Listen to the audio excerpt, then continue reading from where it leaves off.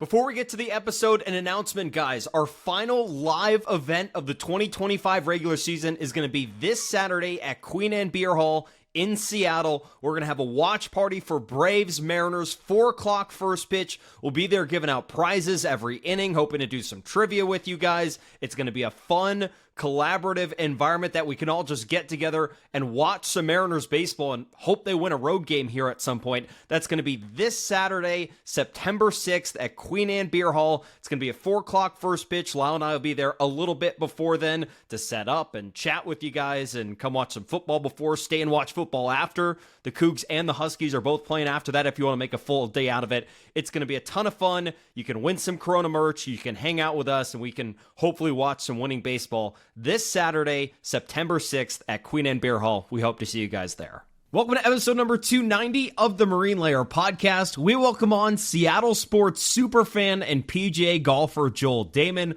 We talk to him about his Mariners fandom, his favorite Seattle sports memories, his golf game, and a whole lot more. We'll also talk about Harry Ford getting promoted to the big leagues finally here on Labor Day. A reminder to you guys, if you want to stay on top of everything we're doing, it's all at one spot. It's over at our website. That's marinelayerpod.com. Easy link, easy to remember. And if you go over there, you'll find our merch, which we love seeing people wear. We get emails about it all the time. All these really nice compliments. We see people wearing it around. So go get yours. Whether you want summer gear, fall gear, we're right in that perfect season where we're right in the middle. You could order either. We'd love to see you guys wearing it. You can also sign up for our Patreon. Check out our live show schedule. That's all over at our website, marinelayerpod.com. And then check us out across social media at marinelayerpod. Let's get it rolling. The pitch from Acevedo. A drive deep to right field. Down the line. The Mariners win this game 2-1. The dream lives. They're going to the playoffs. 1-1 from Jansen. There you go. Left field. We got a tie ball game. Julio. Oh, baby, what a moment. Tie ball game at 7-7. And we welcome you to this episode of the Marine Layer podcast, part of the Just Baseball Podcast Network. Recording on Monday evening, September 1st, post-game of Monday's loss to the Rays. I literally refuse to talk about this game. I'm not going to say a fucking word about it because it's same shit, different day of what we just talked about. Same thing. Hopefully when this comes out on Wednesday, the Mariners just had a 15-1 win down in Tampa, and then we're going to sound ridiculous and people will actually be a little more upbeat. But yeah, as we sit here Monday night recording this, what do you want us to say, people? One of the worst outings of the entire year. I don't know what else you want us to say. Terrible. It was right out of the road game playbook. Terrible start. Offense got shut out for 8 innings. There was sloppy play. Tampa Bay's closing on them. Here's a question. By the end of this series, when someone might listen to this postgame on Wednesday, I'd be curious to know the answer to this when we get to that point. Are the Mariners going to be closer to the Astros or to the Rays? Because the Rays, by the way, are now 4.5 back after today's win. Mariners are 3 games back of the Astros. It's a long silence here. I don't want to say the Rays. I don't want to say the Rays, but good Lord, dude. If this free fall doesn't stop, it's going to be. And by the way, you might want to fill in the dots for people. The Rays might be 4 back of the Mariners right now, while the Mariners sit 3 back of the Astros. In between that is the Kansas City Royals sitting 2 games back, and the Texas Rangers now 1.5 out. The Texas Rangers, the Marcus Semien list, Corey Seager list, Nathan Eovaldi list, Texas Rangers are a game and a half out. Why are we doing this? We got to move on. We're going to get ourselves down a rabbit hole. You just framed that wrong, dog. You framed it totally wrong.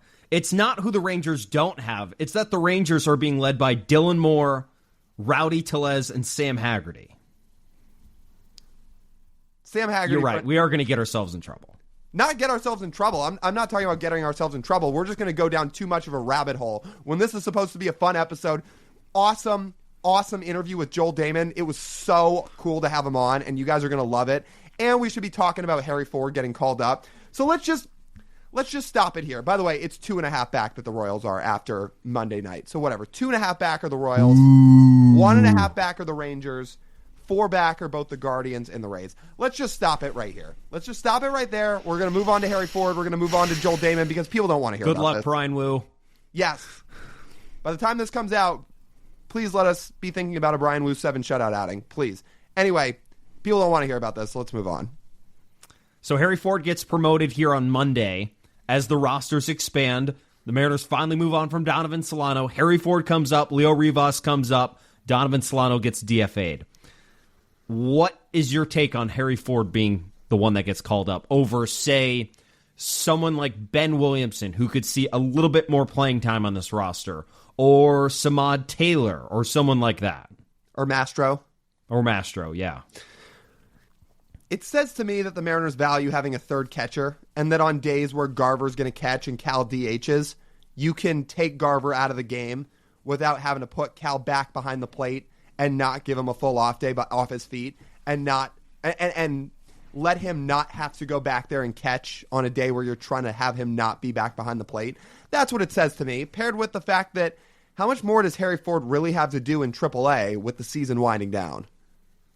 Not that much. I will say his AAA performance has tapered off quite a bit since his June. His June was Barry Bonds-esque. He had an 1,100 OPS. Since then, he's been Harry Ford in Tacoma, which is fine. It's been good. But that was never going to keep up what he did in June. It was not, no. But when you saw him hitting as well as he did and his overall season numbers look great, it looks like pretty standard Harry Ford. I'll say this, just as a note from a roster move perspective, the Mariners are going to have to make a move on Harry Ford within the next month and a half anyways. As soon as the season ends, you got to put him on the 40-man. Otherwise, he gets subject to the Rule 5 draft. So they're going to have to move him up anyway, and I think the Mariners wanted to see at least a little bit of what Harry Ford had to offer. If Harry Ford's going to be up here, though, I don't want him just being used as a backup catcher. Like in the scenario you laid out where they pull Garver or they pull Cal from a game, which I can't imagine they would, but say in some scenario they do, they still have another catcher on the bench. I don't want him being up here like that. If he's up here, what I would want is for that to be used as an excuse to get Cal off his feet. Because Cal, the last month and change, as we've highlighted on here, has not been the same player. He's hit his home runs. He really hasn't done much else. He's really slowed down offensively. I'm thinking that the wear and tear of the catching position is getting to him a little bit, which is fine. When you play every day, that's going to be expected. But something that'll help him out will be taking him off his feet a little bit. And you can still put him in the lineup. He'll still DH. That's fine. It's the best option at DH you have. But it'd be a good opportunity to get Harry into the lineup and get Cal off his feet, which I think is the most important thing. The only thing is, this pitching staff doesn't really know Harry Ford. These guys haven't really pitched to him much. He hasn't worked with them much. With a month left, how much can you really throw him into the fire? So then why is he up? I think because they want a third catcher. It reminds me a little bit of, and I tweeted this earlier, it reminds me a little bit of what they did with Cal in 2021. Cal wasn't quite the prospect that Harry Ford was, but they called him up, and he struggled by the overall numbers in 2021. But overall, he was more there to be a third catcher and soak up the learning experience. Because he was not playing over Tom Murphy. He was not playing over Luis Torrens at that time. He was there down the stretch if they needed a third catcher, and he caught a little bit. And then in 2022, he obviously took off. I think Harry Ford's there to catch every now and then. I don't think it's going to be a lot. Maybe you mix in a DH day or two throughout the week. And otherwise, he's just not going to have some extensive role. If he's not going to have some extensive role, I get the value of the experience, totally. I would imagine it's very valuable. And in most other years, Lyle, I would be all for it. But can I say something else we tweeted out today about how this team is playing right now? Like, they have to make the playoffs. If not all 28 of their roster spots are gunning 100% for making this team as good as possible to make the playoffs, then what are we doing? I still think Harry Ford could provide some value with his bat. Really? I mean, a little. At the very... I don't think it's not that I think he's going to be bad, but if you're calling on pinch hitting options, Harry Ford has never seen a big league pitch in a meaningful game before. And that's who we're calling off the bench? Maybe not first, but at the very least, you know he's got the ability to draw walks and has a good approach. That should translate. If that is what you wanted, you could have put somebody else in AAA on your roster. I think if Harry's going to be up here, he should be catching and alleviating the other catchers. But again, are guys going to taper off throwing to Harry Ford versus Mitch Garver? Because this staff knows Garver. He's worked with him for 2 years. He was catching Kirby every fifth start, or not every fifth start, every fifth day last year, basically every Kirby start. They know these guys. They don't really know Harry Ford. Who would have a higher OPS if you played them for a month straight on this roster, Harry or Mastro? Yeah, I don't know. Again, So- I think Harry can be a solid big leaguer. I really do. I'm focused on this month. That's it. I'm not focused on Harry's development in the future. This month. So as the This days month matters. Yeah, we so- just yelled at the start of this episode because they're playing like crap. And I'm trying to find some way to get some sort of production out of the other spots on the roster to alleviate the difference that they're currently having with their starters right now. And if Harry's going to come up and just not play, or he comes up and maybe he's just not ready to hit at the big league level in a pinch hitting role. If he's gonna step in the box in the big leagues, he should be playing often. But I don't see as a third catcher how he's going to play often. So as the days gone by, your stance on this has changed a little bit. You sounded a little more excited about it earlier in the day when we were talking about it over text. But now that we're sitting here, it sounds like you've kind of come to the idea of maybe somebody else is more valuable to have on the roster. I think he's earned a promotion. Don't get me wrong. He's earned this promotion. But the goal is making the playoffs, not promoting guys who have earned it. Unfortunately, you just don't need a third... Unless you're trying to give Cal days off, as I just said, I think there would be more valuable putting other guys on the roster that would make you better. Would your vote be for Ben or would it be for Mastro? Because it would be one of the two of them, if not Harry. If Leo's going to be up, then I would say... Because If Leo's going to be up, I would say Ben. Because you have a lefty. But how much is he going to play? Because you're not really going to call on him to pinch hit, and you'd really only call on him if you were going to substitute him defensively late in a game for Gino, which the Mariners would have to be up to do that. But you know you would do that. There's no way the Mariners would do that for Harry. Yeah, He's not coming into the game late. Like we said, he'd be the last pinch hitting option. At least, Ben, you can confidently say, the Mariners need defense, he's in the game. Yeah, it's true. And things could change throughout September. Maybe halfway through the month, they'll make a change. We'll see. They could. Yeah, they don't have to keep Harry up the whole month. Mm-hmm. You're right. They're not married to this idea. But if they're going to have three catchers, the plus of having three catchers is to rest your other catchers. And if they're not going to do that, I just don't really see the point. And I would just wait until next year, where Harry's a defined backup catcher. They can carve out a role for him, when he's going to hit, when he's not going to hit, who he's going to catch, all of these things. Great. But if the worry is we can't put him behind the plate because he can't mesh with his pitching staff now, and the only thing we'd really want him for is pinch hitting, it's like, I don't know if he's a good enough pinch hitter at this point for that to be worth it. That part's fair, and you're right. He's obviously never taken a big league plate appearance. I guess we'll see how it plays out. It may not be the whole month. They may just have him up for a couple weeks, especially while they're on the road. And then once they get toward the tail end of the year, maybe we'd see Ben Williamson. Keep in mind, too, none of the guys that they're going to call up are likely going to be on the playoff roster because the playoff roster is going to shrink back down to the 26-man once the postseason begins, if the Mariners are in, on that note. So I don't know if any of Williamson or Harry Ford or Mastroboni would even be on the playoff roster to begin with. So maybe one way or another, it's just not that big a deal. Like Mastro, you could see a role. Harry's not eligible for the postseason roster, so that's not even something you would think about. Are you sure on that? I'm not totally sure. I think if you're in the organization, you can be on the playoff roster. I think it's if you are added from somewhere outside the organization September 1st or later is when you're ineligible.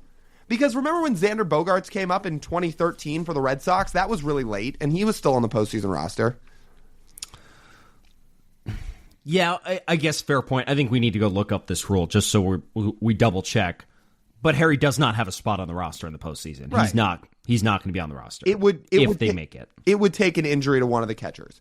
But for Right. Ben Williamson, it would likely take an injury at this point too. Right.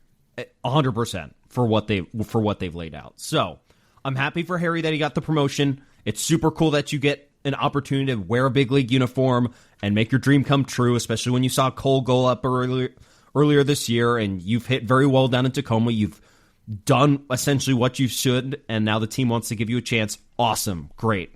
Love that for him. I just don't see the role really for him at all. Yeah. Again, after a couple weeks, it'll be interesting to circle back to this. How many at-bats does he have? How many innings has he caught? What has his role been in the month of September? It'll be interesting to recircle this conversation and say, okay, do they need to reevaluate during the real home stretch in the final couple weeks, or do they leave him up? I think that'll be also just think about the different mindsets, Lyle, when we use the Cal example in 2021. Think of the mindset of the organization at 2021 and 2025. The Mariners accidentally got close to the playoffs in 2021. Accidentally. They got hot in the middle of the season, then tried to reverse that momentum by trading at the deadline and saying they weren't contenders. And then they got hot at the end of the season as well and got close to a playoff spot. But their roster management didn't really suggest that they were gunning for the playoffs. No.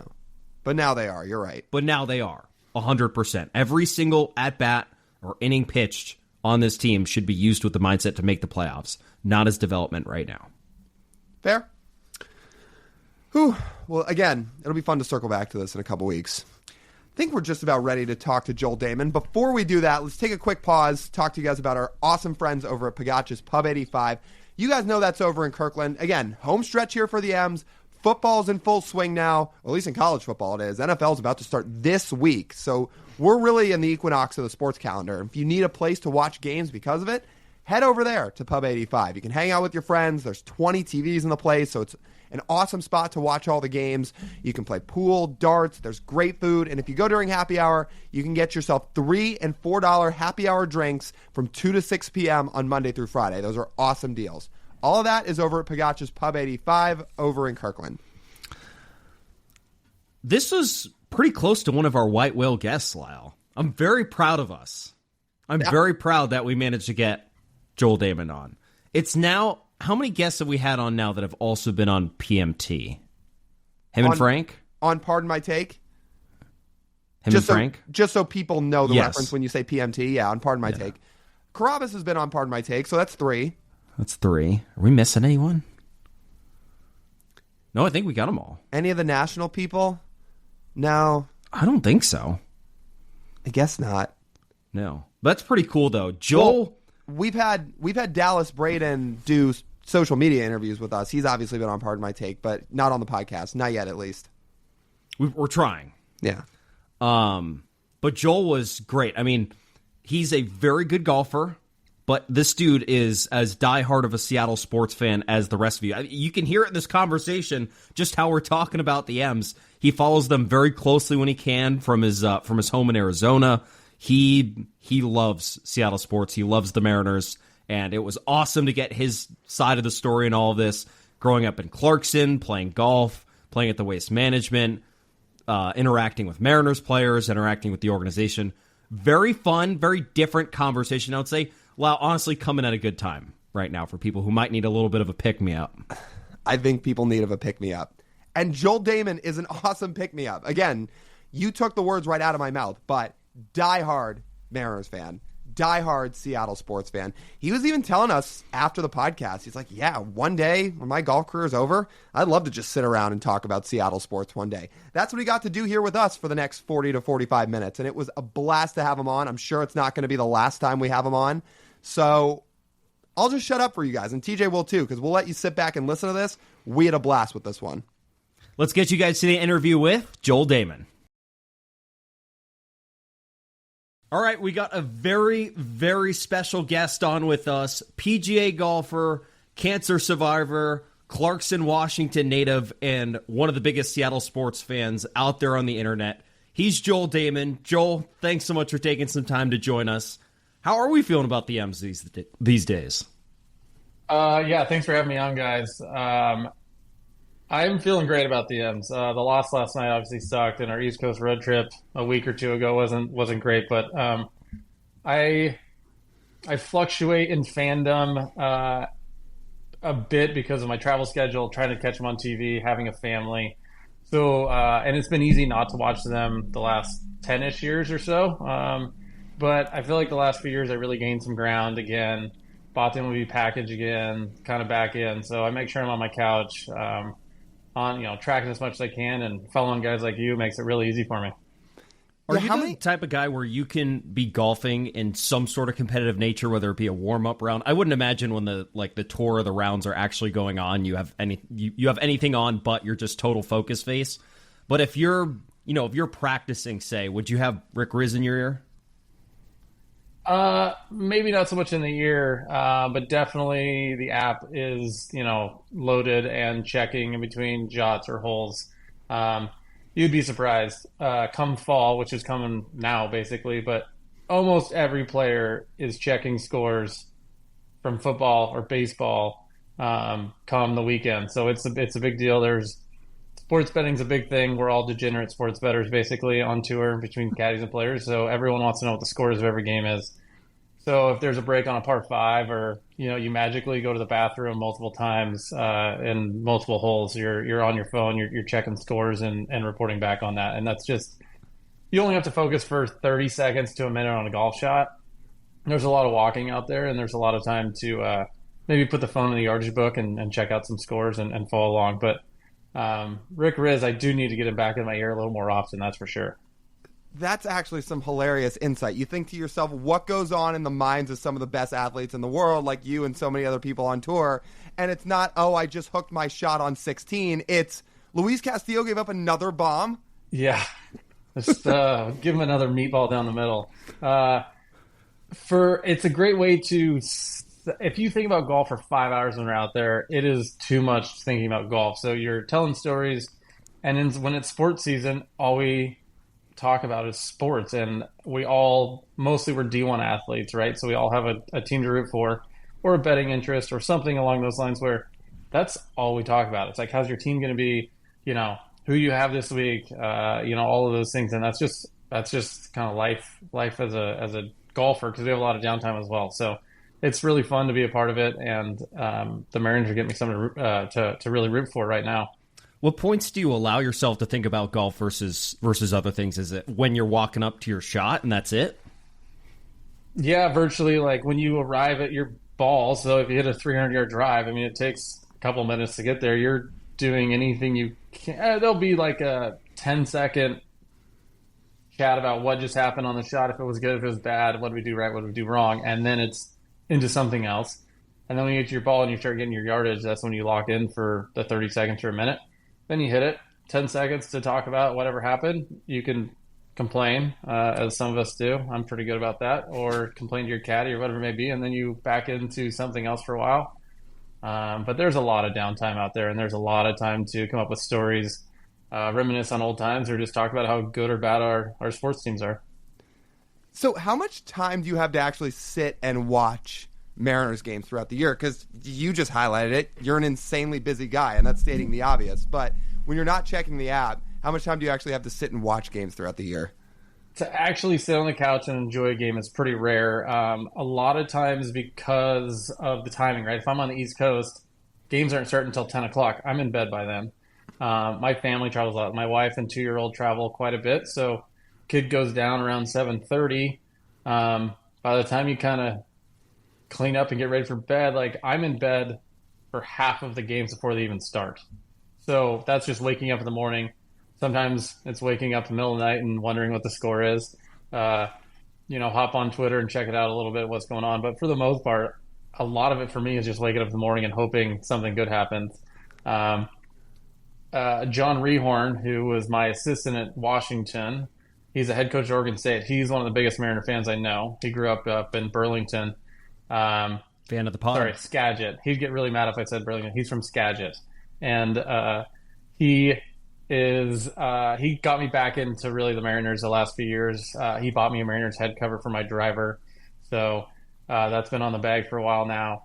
and he got me really diving back into it. So he caddied for me recently, and we stayed up and watched. We were in Minnesota that week, so we watched all the games, talked about the trade deadline, all those things, and that was really fun for me. And I really dove back in. And at this point, I have a few weeks off. I am watching them all. It is a point. My wife knows, like 6:40 start. She helped with bedtime last night because we were down 5-0 all of a sudden before I looked up. And so yeah, now I get more time, and this part of the year is great for me to watch, which is also the best time to watch baseball. I got to work with John a little bit down in Corvallis. I don't know if you know this, Joel, but I worked in Corvallis for about 3.5 years. Had him on our show a few times. He's a fan of the pod. He's very active. He is active interactor with us online. So he's an all-timer. Good. He's very smart. He's not your typical fan who's gonna react day-to-day to things. He has a very coach's view on things. Very level. Well, he's not level-headed. He still has some hot takes but he's great. And he's got a few of his former players that are huge fans. They have a running group text that is almost every day talking about the Mariners this time of year, and it's been really fun to kind of hop in and follow along. And I'm excited. So, how are you as a fan? I'll frame it this way: are you an optimist or a pessimist? I'm typically a pessimist to the point, like I said, last few years prior was kind of tough. It was like we were never in the hunt. Last year obviously we blew a huge lead after the All-Star break, but it's hard for me to follow as much as I want to. So it's easy to not, right? It would be like, oh, we lost again, but I feel like something's different this year. We finally made a move at the trade deadline, right? To bring in a couple bats. To go with a pitching staff who is solid. They're not as good as we were last year, obviously, but I just feel like something is happening. Dipoto finally made a couple of moves for us to bring in some of the D-backs who, I get to watch quite a bit here in Arizona because they're always on TV. So to bring in Naylor and Gino was awesome. And to go on that run right after the trade deadline, I think we went 10-1 to start it. Was like really locked me in to like, I'm thinking to the point the playoff schedule came out a couple weeks ago. And I sat down with my wife and I said, look, there's game 3 and 4 of the World Series is a Monday, Tuesday in between my weeks. I am flying to wherever this game is. I don't care if it's East Coast, West Coast. I'm going.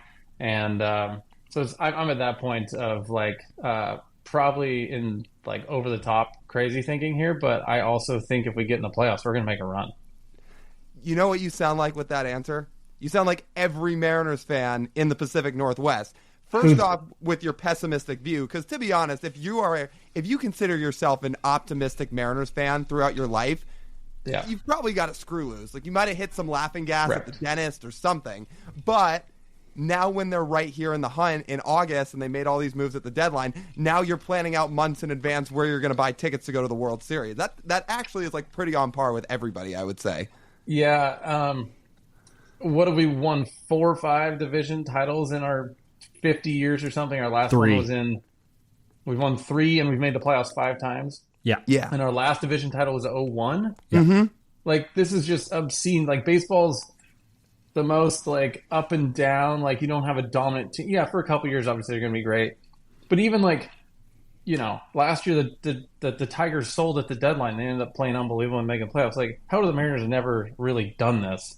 Certainly in my adult lifetime. And it's so at this point I'm just kind of I'm willing to get heartbroken as every other I think fan is. We had a great run. Obviously I'm a Husky, so their football team's been great. I was there in the late 2006 to 10ish. Mm-hmm. So we had 2 Sweet 16 appearances. We had Brockman and Isaiah Thomas and Pondexter and Spencer Hawes was a freshman there. So like and 05, right? We had Barron and Roy and those guys right after I committed to UW. So and then our football team has been great, from the Penix to the Browning years to, obviously, I was there with Jake Locker go 0-12, but like Seattle sports has actually been pretty solid to the Seahawks winning Super Bowl and being contenders for a long time. So I would say overall it's been pretty solid.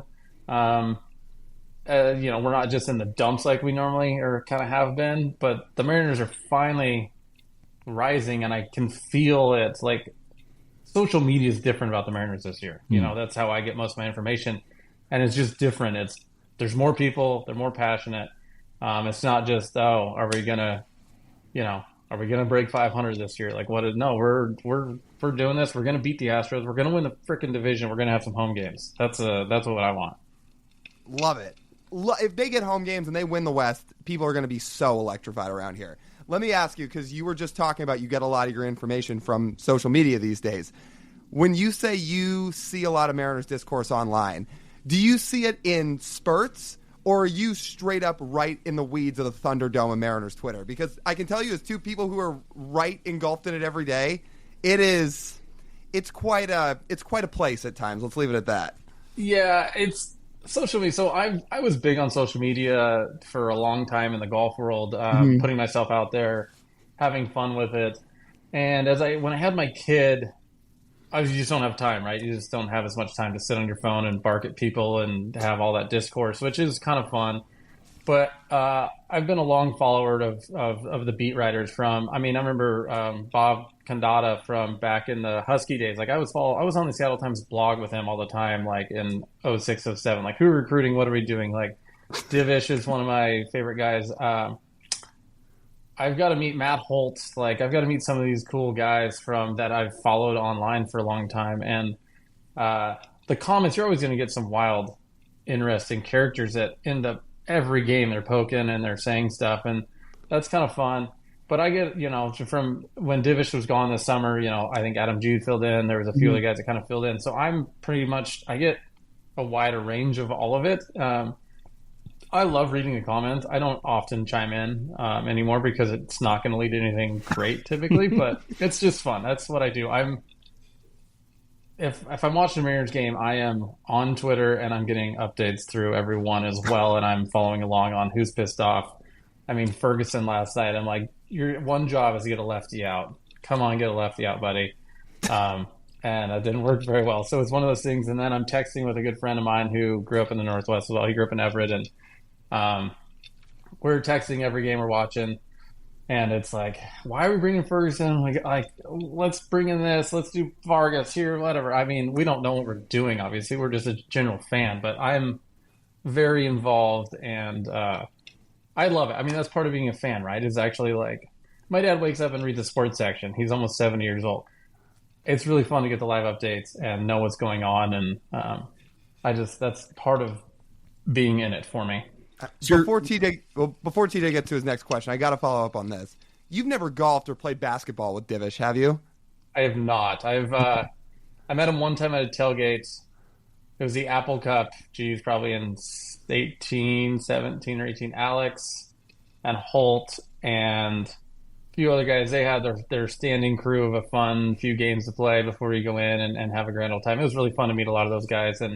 But I've never spent too much time with the crew, as much as I'd like to anyways, put it that way. So you probably shouldn't have interacted with him in 2021 when Montana beat UW. That probably have been one-sided. I stayed away from, there's a few times you definitely stay away from a few people. I know that much. How much do you get to interact with the Mariners players themselves? I saw you were down there on the field with them when they came to Arizona earlier this year. We're not going to mention the scores of any of those games because that was not a good series. That was not a good series at all. I think half the people were like, season's over after that. But at least there was some positive at that you got to talk to some of those guys. How are they with you? That was really cool. So Camden Finney is the head of marketing, I believe, and so we've interacted for a few years, kind of through my management team. Maybe get to throw a first pitch when I was up there. It's really hard to get up to the games, obviously, but it's been one of those things. And all of a sudden, it was like the day before, and I'm like, okay, I can go to two of these three games. I can go to the first game. I can go to the I think it was a Wednesday afternoon game. Take my wife down and just have a hot dog and a beer and watch the game. So with the boys down there, I kind of reached out last minute, not thinking much, and all of a sudden they're like, no problem. Here's 4 tickets. Go pick them up. Come down here, and you'll get to meet some of the guys. So that was really cool for me. Cal Raleigh was great. I'm not sure he knew who I was, to be fair, which is fine.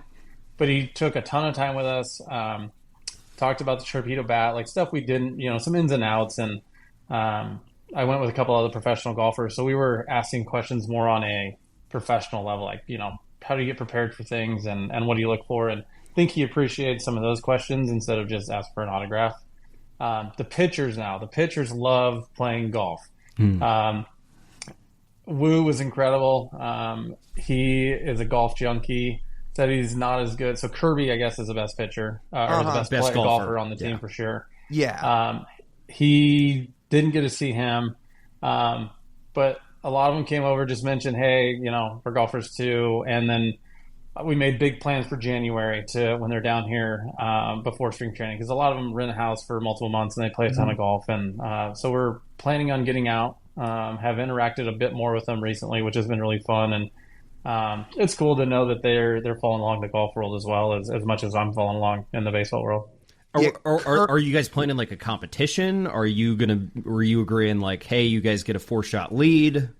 Yeah, we haven't. No, we have not. We never got there. It was as much as, hey, I have a place to play. I kind of asked where a lot of their spots are. So Pure is about 35, 45 minutes west of where Scottsdale is, where I'm at. So it's a long drive to my home club to Mesa for them. So we were trying to figure out some, like, where do they play, where, what's easy for us to kind of get to. So it was a little more of that. There will be plenty of barking come this winter about who gets strokes, who we're playing with. I've been fortunate enough to meet from my gym, Mark Mulder, Cody Rosh, Kyle Loesch. I've got to play with a lot of those guys, and I get to call them friends.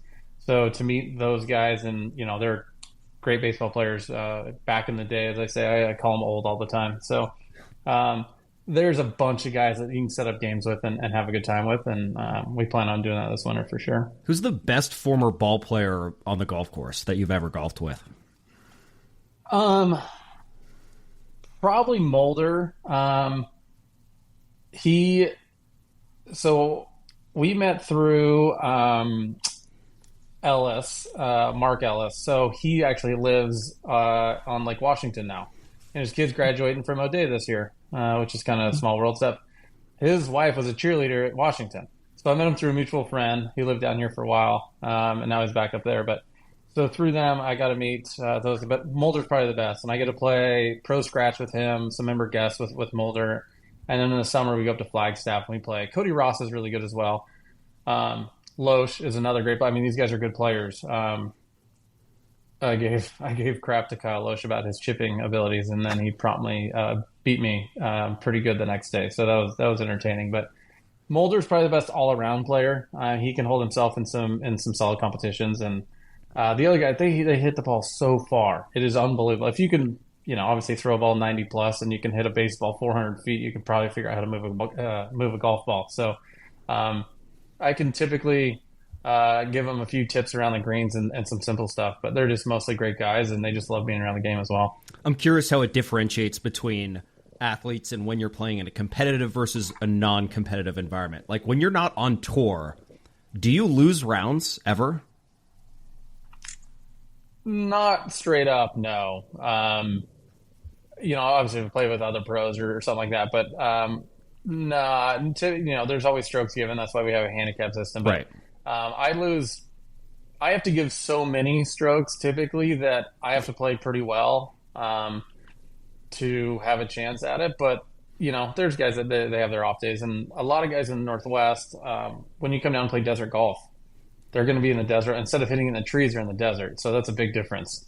But yeah, typically we have pretty good matches. They're pretty fair. But if we play enough times, it kind of even out through the years. We don't play for a whole lot of money. Mostly it's for bragging rights and for a beer after the round, which is always great. If you want a little insight on potential handicaps to give for the Mariners. So from what we understand, you're spot on where Kirby's the best golfer on the team. I'm pretty sure he shoots in the 70s. So he said he's like a 1 or 2 handicap. Like he's saying like he was by far the best and can really play. Yeah. So I don't think you'll need to give him a lot of strokes. I think Wu, Emerson Hancock, and Matt Brash are all pretty good. Step below Kirby, but pretty good. And then everybody else is kind of after that. So I don't know how many of those guys you're planning to link up with or how many of those guys in that group you'll play with. But for at least a few of the guys, if you want a little insight, Kirby probably doesn't need a lot of strokes. I got to play with, during COVID, Ian Happ and Schwarber were down here, and their Cubs facility is across the street basically from Mesa Country Club where I play. And that is, so I got to know Ian Happ really well through my manager. So we've played a decent amount of golf and always keep in touch. And to toot my own horn a little bit, during COVID when I shot 58, I actually played with Hap and Schwarber, and Hap shot 69 that day. I think Schwarber shot like 76 or 77. So those are pretty good players as well. But it's amazing how good they get when they retire, because they have nothing to do besides get better at golf. And so I'll be curious to see. There's some good players that are currently playing, and when they retire, they're going to get really good, because that's like a way to fill their competitive edge. And you can't defeat golf in a way, right? So you just have to keep getting better at it. How far were Schwarber's drives? You wouldn't believe it. So even Hap can absolutely smash. I mean, Hap hit one off the first hole, 340 down the middle, and hit an 8-iron into the par 5. Like, I mean, my average drive is 300-ish, 290, 300. I'm a very average tour player, but Schwarber, he was hitting it so far. Didn't hit it very straight, obviously, but he bombs it. The other story that we have is Mike Trout came and played at my club. I did not play with him. Our 10th hole is downhill. It's like 390 front edge, and I was standing there on the deck watching him, and he flew it onto the front edge. So I don't think he's even good at golf, but you imagine how far he can hit a golf ball. The only video out there I've ever seen of Trout's golf swing is the top golf swing he had, and I gotta say, it was one of the prettiest swings I've ever seen. Because his baseball swing and his golf swing aren't honestly that much different. Yeah, it is very pretty. I think there's just not doing it enough, right? I know he's building a golf course in Philly, kind of back where he's from. I think Tiger Woods is doing that one, so I imagine he'll figure it out as he slows down in the game of baseball. But his ceiling is really, really high, put it that way. And when you hit a ball that far, you can figure out how to get the ball in the hole after that. Have you seen that video of him at Topgolf? Because it looks like him hitting a home run.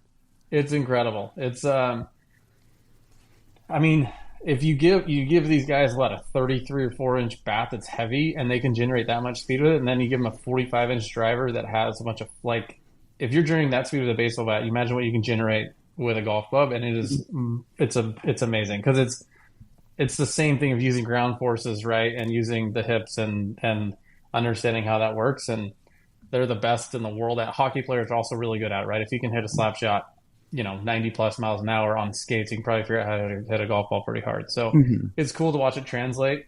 And it's very impressive to me as a guy who's played a long time. I mean, I'm certainly not elite athlete. I'm kind of a dad bod, standard guy, but and when I get there, I don't get to hit a baseball very often, right? But every couple of years I'll take a couple hacks, and I'm thinking they're just dingers, and they're like lazy pop flies to left field, maybe going like 250 feet. I did bounce one off the wall one time, and I thought that was pretty good. And for these guys, just to casually hit them over the wall is just a different way of generating speed. Do you think it's easier to go from baseball to golf than golf to baseball? Yeah, for sure. I mean, I peaked at baseball when I was like 11, right? So I made an all-star team, and I pitched, I played shortstop. I was a solid in Clarkston, Washington. Don't even this is, a town of 10,000 people. Like I could play. But to go even hit something like a live arm that's coming at you at 80 miles an hour feels like it's coming at 1,000,000 miles an hour. And now if someone wants to throw a curveball at you, like, I'm ducking and running out of the box long before this thing ever crosses the plate. Or they decide to throw a 90-mile-an-hour, and then they want to change one up on you when you think that, you kind of have it. Like, there's no chance. Any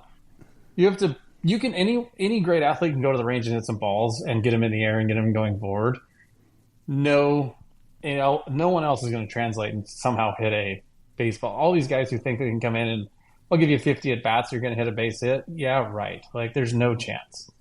Oh, I've been firmly on the camp of if you got 100 at bats as an average person, you're not getting one hit. You're not getting one. No, not even. I mean, you might make contact a couple times, but that's not going anywhere past infield. That is not a lazy ground ball. Yeah. So some people, when you just mentioned you don't think you're an elite athlete, some people might say, wait, you're on the PGA Tour and don't consider yourself an elite athlete. I sit here and say, when you ripped off your shirt at the Waste Management Open, you didn't feel like an elite athlete? Well, maybe for about 10 seconds when the adrenaline was really high, but when I went through the tunnel after that and I realized what I had done and I'm putting back on my golf shirt on my dad bod, I realized very quickly I was not an athlete. I think there's different types of athletes, obviously, like running, jumping, speed, all those things. Golfers are athletes in the fact that we train, we travel, what we do is actually harder than people think of. Just week to week on the road for 4 weeks at a time, you know, spending that many hours out there like that. But talking about the athletes of moving, and there's a few out there nowadays, and the game's trending that way, but we're not on the page of, we're not going to like set any records here in the combine or do any fun things like that. But that tournament our hand-eye is really good. I'll give us that. Our hand-eye is good, and our mental game is really good. I was going to say, Joel, that tournament has to be the thing most up your alley, right? Of everything you play in, is that like the one you most resonate with, Phoenix Open? I think in the mere fact that there's interacting with fans and looking around and, giving someone a high five or smiling or a fist pump or something like that, I think that's certainly there's not many holes you can go out there where there's not people. A lot of times on tour, all the fans are following the top 3 or 4 groups, and then they're there on the final 3 holes, so you can kind of go hide on half of the holes, basically. There's no hiding at Phoenix Open, which is kind of fun because you're always on, and that gives you gives you adrenaline, gives you the boost, and it's a lot of fun. And having lived here for as long as I have a lot of friends and family out here, which is always fun to play in front of. But it's really fun to play well in front of fans. It is not that fun to play poorly in front of that many people at Phoenix. So, but that's part of being the athlete, right? Is like keeping your head up and keep trying. Are you too locked in during that tournament to notice all the insane things that are going on at hole 16, or are you noticing as you're walking up to the tee? Yeah. I think some of the most fun is looking around. And, all golfers, we talk about being present. And a lot of baseball players do too, right? You got to be present. You got to be in the moment. One of the most present things you can do, right, is look around, see where you're at, look at some people, hear the noise, hear the chirps. That means you're there in the moment, right? Like if you just keep your head down, we hear everything. People don't understand that golfers hear everything that is said. We just don't react to any of it because if you feed the monkey, right, you just don't feed the monkeys because they're going to come at you more. So, but it's really, if you hit a good shot on 17 or on 16, it's great to look around and enjoy it and see how many people are going nuts. And, or if you make a birdie, like people react on 16 when they make a birdie, like they've won a golf tournament almost, fist pumping, yelling to the crowd, like throwing their ball up there, whatever it is, having so much fun. And that's one of the fun things about that event for sure. But,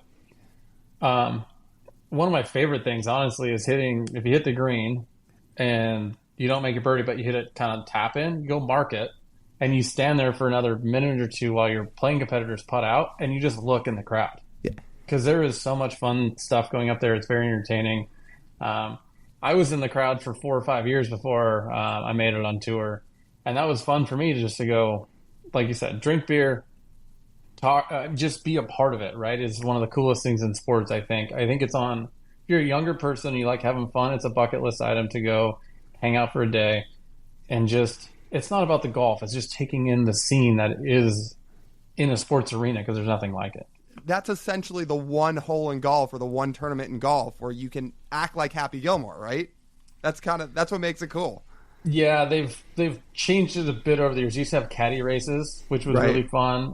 Caddies would take off to the green. It all started, 30-ish years ago. ASU students came up, and before it was all enclosed, and they actually had some decent. They had all of your info: who your wife, where you're from, when you went to college, like those fun things, and they would chirp at you, but it was always friendly, and it was great. It was like awesome, and now there's some really cool stuff, and they'll chant some cool things that are, entertaining and original, right? It's very original play. So they do a good job with that. And in the last few years, it's kind of turned into just more of just a shit show it's, as you guys have been. So you guys just know it's just kind of, it's kind of crazy, but it's just fun to be in the arena because that's our one time to really feel like a bigger athlete where the arena is around you and all eyes are on you. And that's pretty fun to do. I'm a little surprised it took this long for it to become sort of like that, where things start going over the top, and you have the dude running out into the middle of the lake in the golf course and climbing on there. I think he was naked. but he might have had like a G string on or something yeah.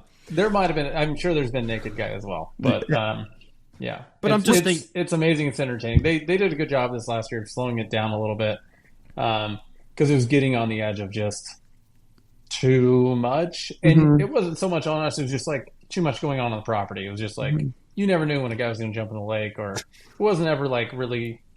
I guess there's been a few threats of players or guys coming out, but nothing like really that crazy. But it's a very entertaining week. I'll tell you that much. Which, by the way, really quick, I mentioned that's the one hole or the one tournament in golf where players can act like Happy Gilmore. Why didn't you get the call from Adam Sandler to be in the sequel? Well, the true story is that Chad Mumm, who did the Netflix series Full Swing that I was a part of for a few years, he's the one who casted most of the players. And if you look at that players list, they're all major champions or top 10 or 50 in the world. That's fair. Don't quite fit the bill for that. Chad and I chatted for a quick, brief moment about it, but it was one of those things like I had my time on Netflix. I'm not a major champion or top 15 in the world. And as soon as I saw the list of who he had, I'm like, yeah, that's not it. Which is great. I mean, I could win a few more times and qualify for that, but at the same time, I think they did a really good job with it. Do you have your celebration plan when you hole 16? No. It would be great if that was an option. I think at that point you're nervous enough that you just want to hit the green and not get booed. I'd be curious on the stats. I think I've played it 25-ish times now. I think I've only made one bogey, but I think I've only made one birdie. So I pretty much hit the middle of the green, 2-putt and get out of there so I don't get overly booed or there's nothing real controversial. But if I happen to make a 1 or something really neat, then I'm not going to plan it, but there's enough adrenaline going on. You never know. I mean, I already took my shirt off on the hole. I'm not sure what else I can do. Have someone throw a beer on you? A celebration beer. beer. We have plenty of those. That would be fun. If there was one properly positioned, that would be great. Instead of like you double bogey in a worst case scenario, and someone throws like one of those breakfast burritos they hand out at you. Yes, that would be. Well, yeah. By that time, it'd probably be pretty cold and pretty nasty. So I'm out on that. By the way, how did you end up growing up getting into golf over, say, baseball, football, etc., especially in the state of Washington? Yeah, so Clarkson's a small town on the east side of the state. Obviously, Lewiston, Idaho is across the river from us. But I was a decent athlete growing up. I was good at everything, but like again, small town, not like big time Seattle stuff. But so I played all sports growing up. But at some point, I grew really fast. So I think I was 5'9" in 7th grade, and good basketball player. I played quarterback. I pitched and played shortstop and stuff. But all of a sudden, I got to freshman year of high school, and I was not the tallest or the fastest or the strongest anymore very quickly. And the writing on the wall was golf for me pretty quickly. So my parents played. My dad played his whole life and then got my mom into the game. And that's just what we did as a family. We just played golf. We went down. We lived right by a golf course in Clarkston. My grandparents gave me their old golf cart. And so I was very fortunate as well that my head pro at the time, Doug Ferris, who's in Spokane now, Indian Canyon, he gave me a key to the gate. So I could unlock it if I was first one there. I made sure I locked it up when I left. And I just lived at the golf course in the evenings, and that's what my dad still loves to play. My dad practices more than I do and still sends me videos of his swing, of how to help him. And that's just what we did. My mom turned out to be a pretty good player. She could, she played bogey golf, and my dad got to where he's a 4 or 5 handicap at his best. And we just loved playing. That was a great family time. And when you're 6 foot, 150 pounds in the middle of high school, you're not getting recruited for anything else, that's for sure, no matter how good you think you are. And we had my high school basketball teammate was Josh Heifeld. So he went to Gonzaga, obviously 6'11" stud. And we had Roy Williams in the gym his senior year. And I'm thinking, I mean, it was unbelievable to be around that, right? And you saw what high level D1 talent was. And you're like, oh, we had some other great players on our team, but they went to JUCO or they went to NAIA stuff. And you're like, how good at basketball do you have to be? Where I was good enough at golf to be recruited. And I was thinking like, wow, this is not that I had an option of anything else, but it was just golf. And that was a way. My dad told me kind of when I was young, he was like, "Hey, you're gonna get college paid for by golf, and this is your ticket, kind of out to bigger and better things." And turns out he was right, and it's been a great path for me, and I've been very very blessed in the game of golf. And then last thing for me, Joel, so you have all these sports going on in high school. When did the Mariners and all your other Seattle sports fandom sort of come into the picture? Yeah, so easy for me. I mean, the mid '90s, right? So, my grandpa, who we named my first kid Riggs after, Grandpa Riggs, he just passed away this summer. But he had the Mariners game all the time. He was a baseball guy. He was a baseball nut. We had Lewis Clark State College in Lewiston, Idaho. They've won 27 national titles or something through the years, and he was a big booster of them. And we went to every game, and so I was a huge fan of that. But all of a sudden, '95 came around, and we just that's when Edgar hits a double down the line, Junior scores. But I remember like the whole lead up to that. Randy Johnson, you have Dan Wilson, Tino Martinez, you have Joey Cora, you have Mike Blowers, we have Buhner and Wright, you got Vince Coleman is even hanging around. Like these guys are like my childhood, and that '95, and when we beat the Yankees, and Junior rounds third, like that whole call, like is just it's embedded in me, and that's when it took over for me as a Mariners baseball fan, and I was 8 or 9 years old, but. We had the TV on every night, local there, so we got to watch them all, and that was massive for me. And then 2001 kind of rekindled it, right? So you have Ichiro comes over, and we win 116 games or whatever it was, and that was really cool. And then on the basketball side, you have Gary Payton and Sean Kemp. Like, we're in the finals against Jordan in '96, I believe. And to have that, Detlef Schrempf and Hersey Hawkins and Sam Perkins and Nate McMillan, like that is I think all of people my age, that's all we think about is how the glory years of like that stuff. My first football jersey was John Kitna. Cortez Kennedy. I remember when Ricky Waters came over, and that was a big deal. Joey Galloway. He returned a punt when I was watching him. Like, oh my God, this guy's a freak. So those are the years that were very formative in my life, and I haven't stopped watching and paying attention to every game since then. I just wish we had any memory of the '95 or '01 seasons, the two of us, because we didn't get to experience that. Our memories as fans basically started when all the losing started, so we're right in that generation. Yeah, I mean, I can remember like Norm Charlton coming in, like the sheriff coming in, and I remember, was it Luis Soho hit like this double that rattled around in like the bullpen, right? And all of a sudden we're running around the bases, and I think Randy came in. We had a one game playoff against Anaheim, maybe, and Randy came in and saved it, and the fireworks go off, and he points to the sky. Those are the memories I have, sure. Yeah, I mean, and that saved baseball in Seattle. If those guys don't do that, we're probably not sitting here with you right now because we grow up without a baseball team. Right. Alex Rodriguez obviously was a young stud, but then it was, Safeco's being built like after that, right? And it's this huge deal and it's this stuff. And then we went into this 20-ish year slump of just crap. So glad feel like we're on the way out of this whole thing. I don't know. Like I want us to be good every year. That's hard to ask, but I think I think that if we sign Naylor for long term, I don't know what's gonna happen with Junio. I know he's a little bit older, but at least that's going to show progress that we're into this. We got to sign a few pitchers, keep them around. I just don't like this. What did Pitto say? Like 53 or 52 54. Or 54% of the games? 54. And I'm like, come on, man. Like, don't say that out loud. If that's what you're trying to do, that's great. But don't say it out loud. It's just fun. And I'm at the age now, my kid's 2.5. A couple more years, he's going to be on the couch watching all these games with me, and he's going to get his heart broken, and he's going to love it. And that's just something that I want to push on. I'm going to push my kid in Seattle sports. He's not going to have a choice. So, and he's got all the gear already.